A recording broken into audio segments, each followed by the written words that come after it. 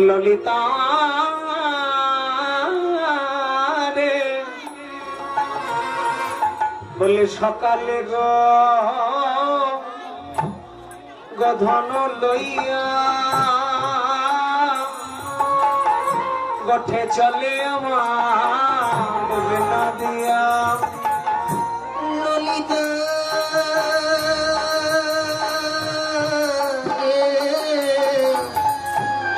বলি সকালে ধন লইয়া রাধে ওই না ঘটে চলে বিনা দিয়া আমার ভালো করে বদ দেখা হলো না আমার ভালো করে বদ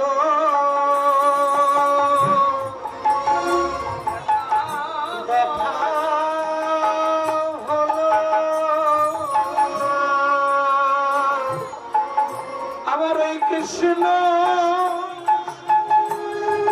আমার ভালোবাসা বদন খানা আমার ভালো করে দেখা হলো না আমার ওই ভালোবাসা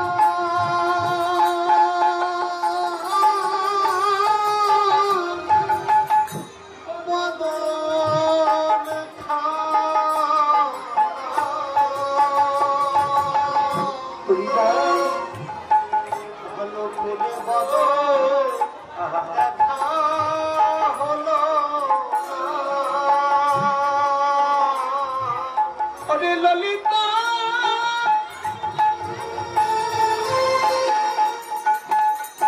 ললিতা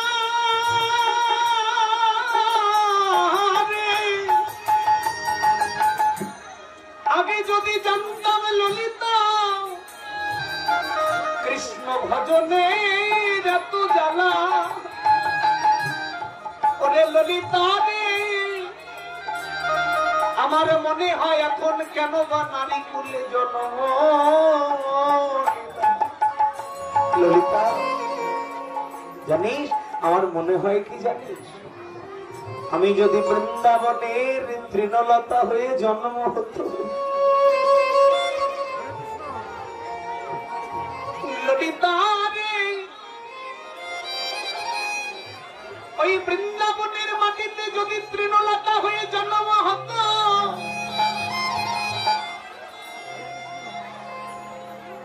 কত সাধু গুরু বৈষ্ণব বৃন্দাবনে যেত ওই বৃন্দাবনের তৃণে উপরে দুটি চরণ ধুলি দিত আমার দুর্বা জন্ম ধন্য হতো ললিতা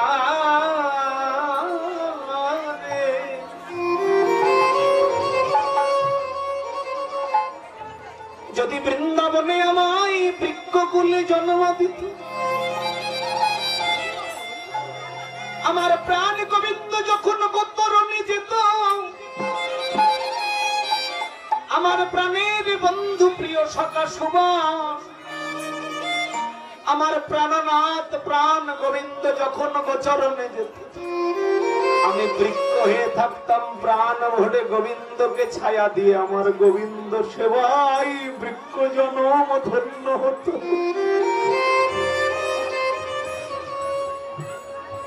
ললিতা রে এখন মনে হয় আমায় কেন নারী কুলে জন্ম দিল যেই ঘরে কৃষ্ণ ভজন মানা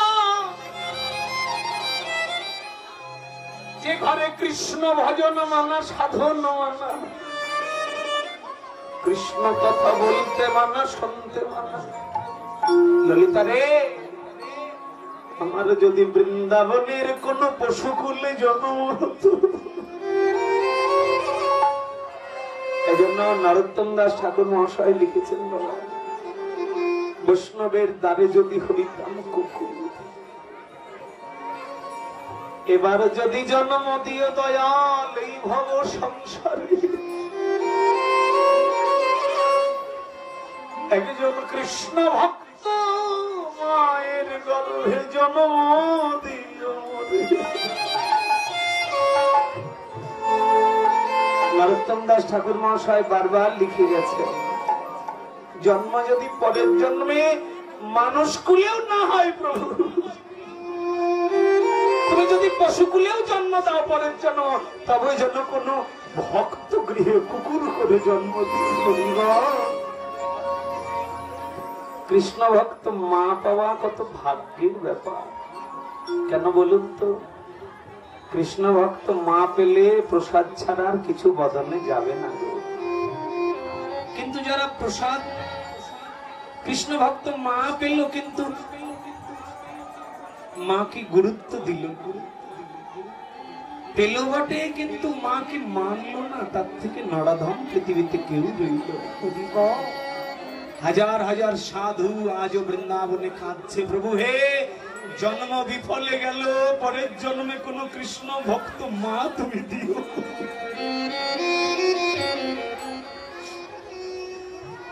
রাবণের ভাই বিভীষণ বলেছিল, প্রভু এই জন্মে রাবণ কুলে জন্মে তোমায় চিনতে পারিনি, পরের জন্মে এমন জন্ম দিও যেন তোমার সেবা করে মরতে পারি। তাই তো রামচন্দ্র প্রভু বিভীষণকে পরের জন্মে রাধারানীর জ্যাঠা করে জন্ম দিল, আর বিভীষণের ছেলে রাবণের ভাতিজা তরুণী সেন হয়ে গেল সুবল সখা। আগের জন্মে রাক্ষস কুলে জন্মিল, কিন্তু পরের জন্মে ভগবানের বন্ধু হয়ে গেল। কেন? কামনা ছিল হৃদয়ে। প্রভুকে আজও বৃন্দাবনে কত সাধু কাঁদছে, প্রভু এই জন্ম নষ্ট হয়ে গেল, তোমার সেবা করা হলো। তাই পরের জন্মে তুমি এমন জায়গায় জন্ম দিও যেন প্রাণ ভরে তোমার কৃষ্ণ নাম করতে পারি। গাভীগুলো কাঁদছেন ভগবানের চরণে, প্রভু হে। কমলি শ্যামলি কেঁদে বলেছিল, প্রভু এই জন্মে গাভী কুলে জন্ম দিয়েছো, কৃষ্ণ বলে ডাকা হয়নি, পরের জন্মে যেন আর গাভী কুলে জন্ম দিও। আমরা এমন করে গ্রন্থ পড়লে দেখা যায় কতজন কৃষ্ণ ভক্ত মা চায়, কিন্তু অনেকেই কৃষ্ণ ভক্ত মা পেল বটে, কিন্তু কৃষ্ণ ভজন করিল না। বুঝে নিও তার বহু জন্মের অপরাধ আছে। কৃষ্ণ ভক্ত মা পাওয়ার পরেও যদি কেউ কৃষ্ণ ভজন না করে, তাহলে বুঝে নিতে হবে তার অগাধ পাপ আছে। চৈতন্য চরিতামৃতে কথা লিখে দিয়েছেন, কৃষ্ণ নামে যার না হয় প্রেমের অঙ্কুর, নিশ্চয় জানিবে সেই দেহে পাপ আছে প্রচুর। কৃষ্ণ নামে যদি তার অন্তর না গলে, কৃষ্ণ নামে যদি তার হৃদয়ে গলিত হয়ে নয়ন পথে বাড়ি না ঝরে, হৃদয় আকাশে যদি তার মেঘ না জমে, তাহলে বুঝবে তোমার হৃদয়ে অনেক পাপ আছে পূর্ব জন্মে। এই জন্য বলছে ললিতারে, শুধু একই জন্মে লইবে ললিতা,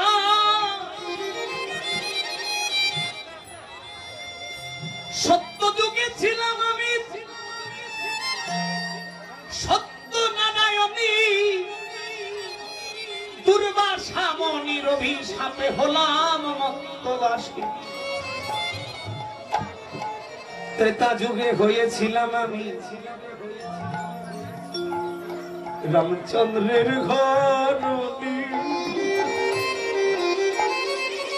বিমাতা কইকে রানী অভিশাপে হলাম বনচারী। সেদিনও কাঁদতে হল, এক জন্ম নয় রে ললিতা। দাপরে করেছে আমায় আয়ানের ঘরণী, কৃষ্ণ ভালোবাসি বলে শাশুড়ি ননদী আমার হলো বৈরী, জগতে করেছে কৃষ্ণ নামের কলঙ্কি। ললিতা রে, আমার কলঙ্কের ডালি মাথায় দিয়েছে, আমার এতটুকু দুঃখ নেই কেন জানি? সকল ব্যথা দুঃখ কলঙ্ক দূর হয়ে যায় যদি আমি কৃষ্ণের চরণ সেবা করতে পারি। ললিতা রে, শুধু আগে জন্মে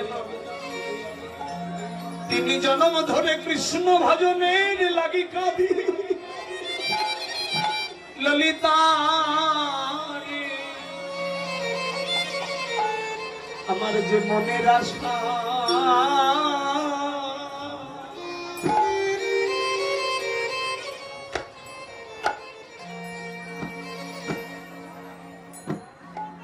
ওরে মনের আশা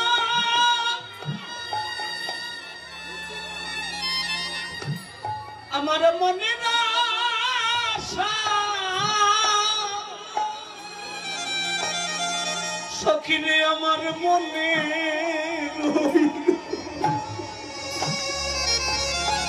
ললিতা রে,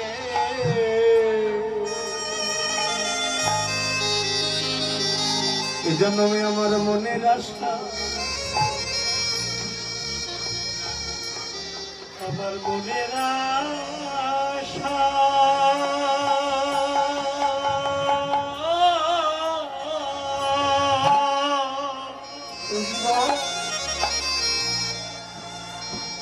আমার মনে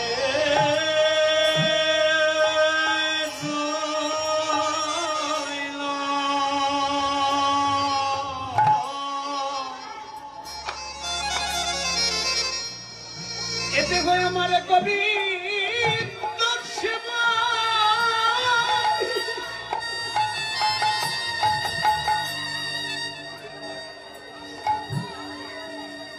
এতে হয় আমার গোবিন্দ সেবা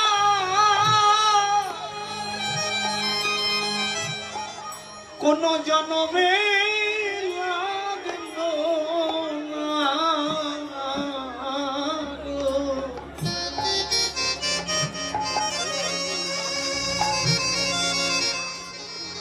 আমার এ জন্মে মনের আশা ওরে মনের আশা মনে রইল। নিতাই গৌর হরি বল। গোবিন্দ সেবায়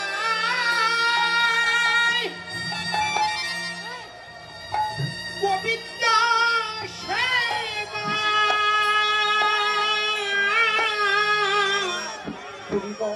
এ দেহ গোবিন্দ সেবা এই দেহ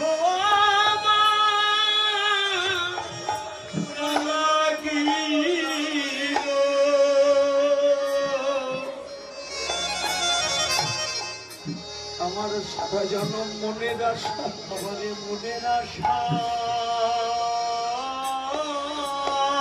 ললিতা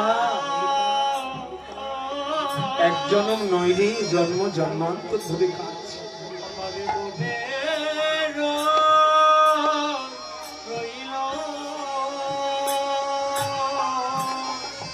আমি জানি না কত জন্মে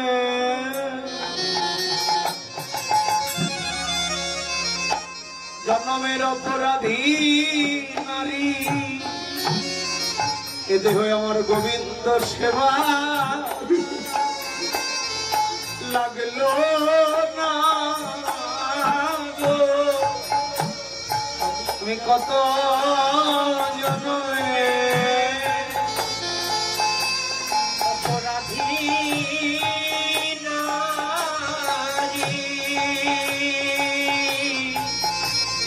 আমার গোবিন্দ সেবা লাগলো না রে। আমার কাঁদিতে সারাটি জনম গেল এ দেহ গোবিন্দ সেবা না লাগিল।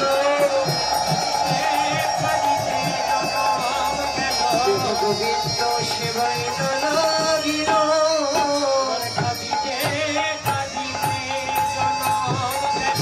গোবিন্দ সেবায় না লাগিল, গোবিন্দ সেবায় না লাগিল, তুমি আমার গোবিন্দ সেবায় না লাগিল। ললিতা রাধারানী বললেন, রাধারানী বললেন সখীরে একবার বললে দে কোন পথে গেলে আমার কৃষ্ণকে পাবো। বললেন আমরা পথের সন্ধান দিতে পারবো না, পথের সন্ধান একমাত্র দিতে পারে কৃষ্ণ প্রিয়সী তুলসী। তুলসীর কাছে যা, ওর ভজন কর, তুলসী তোকে সন্ধান দেবে। রাধারানী তুলসীকে ডাকতে লাগলেন, তুলসী ওরে রাধিকা রূপসী লইয়া তুলসী কহয়ে মধুর কথা। ওই না রাধিকা রূপসী লইয়া তুলসী কহয়ে মধুর কথা। ওরে কাননে গমন করগে এখনো, ওই না কাননে গমন করো এখনো। একেবারে যা তুলসী দেখে আয় রে। ওই না কাননে গমন একেবারে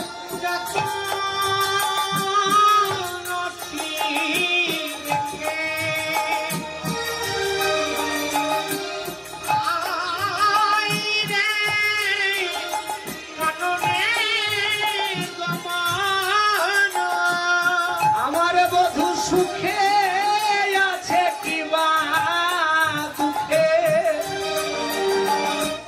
আছে রে। ওরে কাননে গমন বধূ আমার সুখে আছে কিবা দুঃখে সুখে আছে রে। আছে রে। কাননে গমন করগে এখনো, ওরে নাগরা শেখনো যথা রে, নাগর শেখর যথা। কাননে গমন ফলা হয়ে হলো নাগরা শেখনো যথা রে, নাগর শেখর যথা। তুলসী একবার গিয়ে জেনে আয় আমার বধূ সুখে আছে কিনা দুঃখে আছে। কেন? কারণ গোচরণে গেছে সকালবেলা, এখনো আসেনি কৃষ্ণ। তাই রাধারানী পথ মাঝে বসে বসে তুলসীকে বলছে, তুলসী একবারে যা যা তুলসী দেখে আয়। না জানি কত রোদের তাপে আমার পরাণ বধূ কত দুঃখে আছে। ওরে ললিতা রে, ওরে তুলসী একবার গিয়ে দেখে আয়। শোন না, আমার বধূ বুঝি ভালো নেই। এই দাদা দাদা, তুলসী বলছে হ্যাঁ রে, গোচরণে আছে কৃষ্ণ, তুই আছিস বাড়িতে, তোর বন্ধু ভালো নেই তুই বুঝলি কি করে? বলছে জানিস না সখী, যদি প্রাণে প্রাণে মিশে যা, হ্যাঁ যদি ভক্ত ভগবানের মিলন হয় বাবা, ভক্ত ভগবানের যখন মিলন হয়ে যায় তখন ভগবানের দুঃখে ভক্ত দুঃখী হয়, তখন আর গোপাল ছেড়ে অন্য কোথাও যাওয়া যায় না। হ্যাঁ ওরে তুলসী রে, আমার বধূ কেন দুঃখে আছে জানিস, বুঝতে পারছিস? কি করে বুঝলি? আমাদের দুটি দেহে একটি পহনাহার, দুটি দেহে একটি পরা, আমরা একজন কাঁদলে দুইজন কাঁদি, দুটি দেহে একটি প্রাণ। মানে ভক্ত আর ভগবানের প্রাণ যেন এক হয়, ততক্ষণ পর্যন্ত হৃদয়ে প্রেম আসবে না। যখন ভক্ত ভগবানকে আত্মসমর্পণ করবে তখন তো ভগবান তার সঙ্গে মিশে যাবে। এই জন্য বলছে আমাদের দুটি দেহে একটি পরাণ, দুটি দেহে একটি পরাণ। আমরা একজন কাঁদিলে দুইজন কাঁদি, আমাদের দুটি দেহে একটি পরাণ। আমরা একজন কাঁদিলে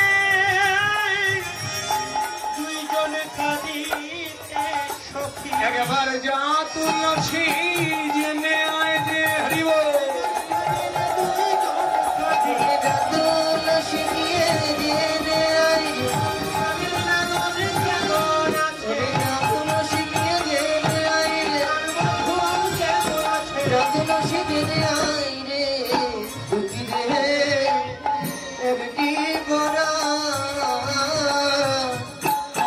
রাধারানী একটা তুলসী মালা বড় যতন করে ফুলের মালা গেঁথে দিয়ে বললেন, যা এই নে মালাটা আমার গোবিন্দকে পরিয়ে দিস বনের মধ্যে। এমন সময় তুলসী রাধারানীর কথা শুনে গোবিন্দকে দর্শন করতে গেলেন বনে। কিভাবে?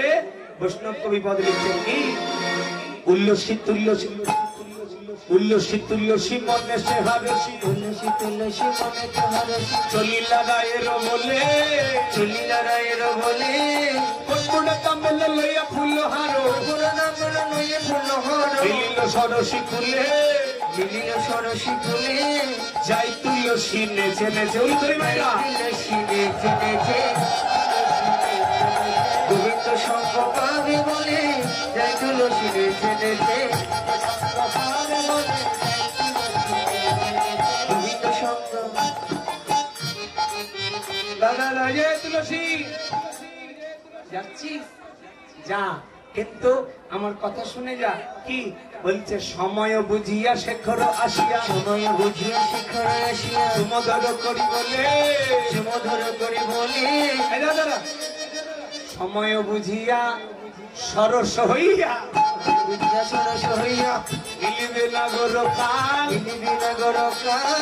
এবার চতুর নিকটে কহবি কপটে, চতুর নিকটে কহবি কপটে, রাখবি নারীর মান রে, রাখবি নারীর মান। চতুর নিকটে কহবি কপটে, রাখবি আপন মনে রে তুলসী, রাখবি আপন নারীর মান যেন বজায় থাকে, মানে যেন বজায় থাকে। ও মাইরা, আরে কি বলছে? রাধারানী তুলসীকে বলছে কৃষ্ণের কাছে যাবি বটে, কিন্তু নারীর মান যেন বজায় থাকে, মানে যেন বজায় থাকে। এই যে তুই যাইবি পশ্চিমে, কহবি দক্ষিণে, দাঁড়াবি পূর্ব মুখে, যেন গোপনের প্রীতি গোপনে রাখবি, জনম যাইবে সুখে। যে প্রেমের কথা যাকে তাকে বলতে নেই, প্রেমের কথা ও মায়েরা, মনের কথা, নারীদের মনের কথা পরকে বলতে নেই। এই জন্য রাধারানী তুলসীকে বলছে, যাইবি পশ্চিমে, কহবি দক্ষিণে, দাঁড়াবি পূর্ব মুখে, গোপনের প্রীতি গোপনে রাখবি, জনম যাইবে সুখে। হ্যাঁ, প্রেমের কথা যেন কখনো বলতে নেই কাউকে। এই জন্য বলছে, শোন, রাধুনী হইবি ব্যঞ্জন বাটিবি, হাঁড়ি না ছুইবি তাই, যেমন মাকড় সারে জালে হাতিরে বাঁধবি, প্রীতি মিলবি তাই। আমায়রা রান্না করবেন কিন্তু হাঁড়ি ছুবেন না, পারবেন? করতে হবে, শিখতে হবে, গুরুর কাছে শিখতে হবে। রান্না করা যায়, হাঁড়ি না ছুঁয়ে রান্না করা যায়। হ্যাঁ, আরো বললেন কি, স্নান যে করিবি জল না ছুঁইবি, এলায়ে মাথার কেশ, যেমন সাপের মুখেতে ভেগে রান্না চাবি, তবে তো রসিক লেশ। ও তুলসী কৃষ্ণের কাছে যাবি কিন্তু ধরা দিবি না, ধরা দিবি না, দিবি না ধরা দিবি না, তুই দিবি না ধরা দিবি না। আরে আশার আসে রাখিবে বসে স্বাধীন ধরা দিবি না সই হরিব রাশের দিবি বসে ধরা দিবি না সই আশা রাশের দিবি বসে ধরা দিবি না আশা রাশের দিবি বসে ধরা দিবি না সই দিবি না ধরা দিবি না। বলিয়ে কৃষ্ণ কানাইয়া লাল কি জয় ঘুম হলো কি? জয় একটা মা ঘুমাচ্ছিল তার জয় জয় দিল। তাহলে তুলসীকে রাধারানী পাঠালো যাবি যা কিন্তু সাবধান। এবার এই যে মায়েরা অধৈর্য হবেন না, আর অল্প সময়, আর 20 মিনিট আছে, এই তো শেষ হয়ে গেল। এবার যাচ্ছে একটা মজার ঘটনা। গিয়ে দেখলো কি, এই যে মা, গিয়ে দেখলো গোবিন্দ ঘুমিয়ে আছে, পাশে গিয়ে কানের কাছে তুলসী বলছে জয় শ্রীমতী রাধারানী কি। আর যেমনই বলেছে রাধারানী কি, অমনি গোবিন্দ ঘুমিয়েছিল, তুলসীর কথা শুনে একবার লাফ দিল, তুলোগুলো ঝাড়ছে। তুলসীকে দেখে কাছে বসিয়ে বলছে না তুলসী বল বল আমাদের রাধারানী ভালো আছে তো? বলে ভালো আছে, কিন্তু তুমি উঠলে কেন? বলছে কেন তুই যে ডাকলি? তুলসী মনে মনে ভাবতে লাগলেন যে প্রতিদিন তুমি ভক্তকে পরীক্ষা করো, আজকে তোমায় পরীক্ষা করো। এবার তুলসী পরীক্ষা করতে লাগলেন ভগবানকে, কি করে?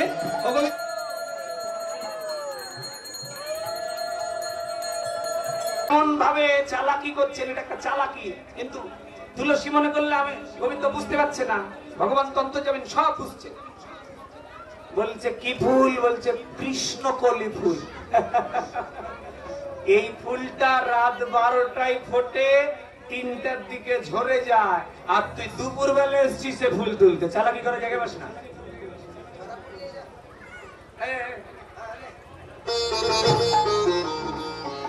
এই কিছু ঝরা ফুল আছে নিয়ে যা। তুলসী বলছে গোবিন্দ ঝরা ফুললে হবে না। ফুলে হবে না, কেন? ফুলের বোটা ঝরে গেছে, ঝরা ফুললে হবে না। ফুলের বোঝা ঝরে গেছে, ঝরা ফুলে হবে না। এই ঝরা ফুলে পূজা হয় না। বলছে শোনো, তুমি হলো ফুলের বোটা আর রাধারানী হলো ফুল, তাই বলছি শোনো গোবিন্দ, যুগল হয়ে না দাঁড়ালে ঝরা ফুললে হবে না। যুগল হয়ে না দাঁড়ালে ঝরা ফুলে হবে না। যুগল হয়ে না দাঁড়ালে ঝরা ফুললে হবে না। যুগল হয়ে না দাঁড়ালে ঝরা ফুলে হবে না। এবার তুলসী কি করলেন? গোবিন্দকে আশ্বাস দিলেন তুমি এখানে থাকো, আমি রাধারানীকে পাঠাচ্ছি। এবার তুলসী মালা নিয়ে এসেছিল রাধারানীর দেওয়া, মালা গোবিন্দ গলায় পরায় দিল। গলায় পরায় দিল, প্রেমানন্দে হরি বল গোবিন্দ গলায় পরায় দিল। প্রেমানন্দে হরি বলে গোবিন্দ গলায় পরায় দিল। এবার মালা পড়ে থাকলো। এমন সময় তুলসী এসে রাধারানীকে সব ঘটনা খুলে বললেন, ও রাধে আর দেরি করিস না, এক্ষুনি রাধা কুণ্ডে দিয়ে গোবিন্দ ভজন করতে যা।